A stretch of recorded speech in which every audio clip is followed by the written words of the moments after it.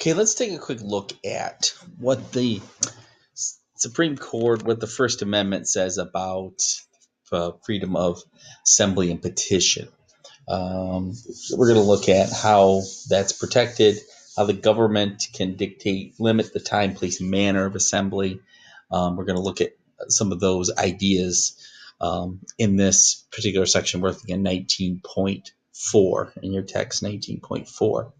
Freedom of assembly is probably the last item to be considered in the First Amendment: speech, press, and so on, and assembly. But freedom of assembly, the part of religion as well that we've talked about.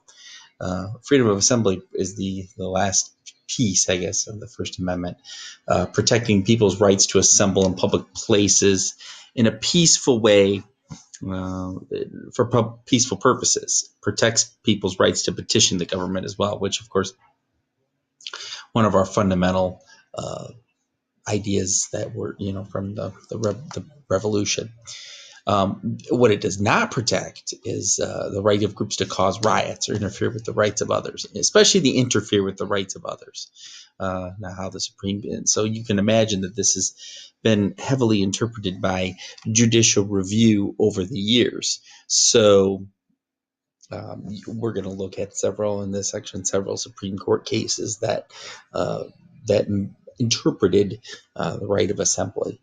So it does not protect the right to assemble near schools or courthouses or on private property. It does not protect those rights, as the Supreme Court has ruled over time, over the course of American history. So there you have what freedom of assembly is and is not. You can pause this if I'm going too fast to get this down.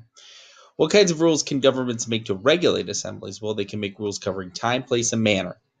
Okay, time, place, and manner, how people assemble. They must be content. These rules have to be, of course, content neutral. They can't show any bias on the count of the government.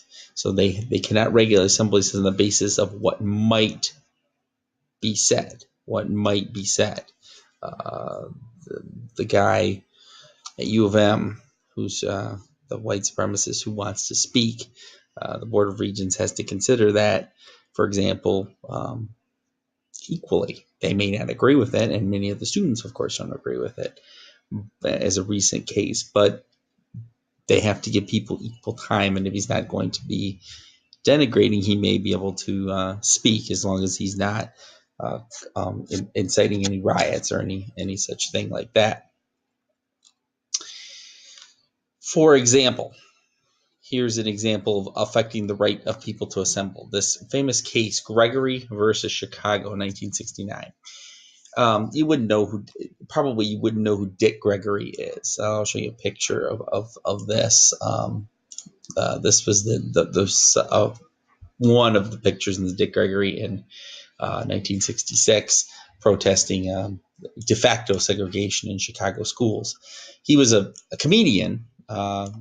Went on, you've saw him on late night shows and so on and so forth. He just died this year, but he was also an activist, and there was a convict.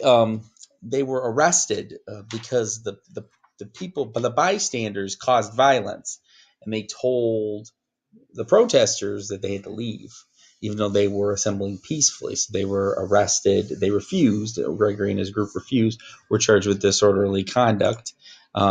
They petitioned this all the way to the Supreme Court, through the court system, and their conviction was overturned. The Supreme Court overturned the conviction because the demonstrators had acted peacefully.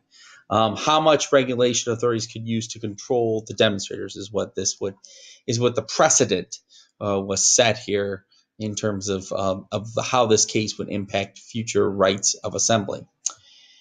Then you've got what the Supreme Court has, this freedom of association test. Now, the freedom of association means citizens may freely associate with others to promote a cause. So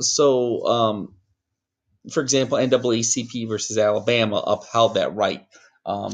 said, the state of, for example, the Supreme Court wanted, or excuse me, the state of Alabama wanted all the names of the NAACP, and they refused. The members of the NAACP in Alabama, and the NAACP in Alabama was like, well, we don't have to give that to you. Well, of course, they're trying to use this for racially motivated purposes, and the Supreme Court's like, well, there's really no reason you would have to do that. So you can associate with people to promote a cause without retribution or being against the law. The other way that freedom of association could also affect, in terms of in you would think of maybe as a discriminatory way, is again, freedom of association means citizens may freely associate with others to promote a cause. The other way that they can do that, and I have the wrong type here, so let me put the right one here. There we go. So this case, the Boy Scouts of America versus Dale, was a case about the Boy Scouts saying that they did not accept a gay member in their group, in the Boy Scouts, and saying because that went against their beliefs. And the Supreme Court said that was legal. That you did not have to force an organization to accept members if it goes against their beliefs, the organization's beliefs. If it's Boy Scouts are a governmental agency, they're not supported by the government, they're not supported by public funds, so therefore they don't have to accept people that they are not, that goes against their beliefs. And the same would be true of religious beliefs. Again, freedom of association, if it doesn't negatively impact others. So that kind of gives an idea of freedom of association in a short little nutshell here.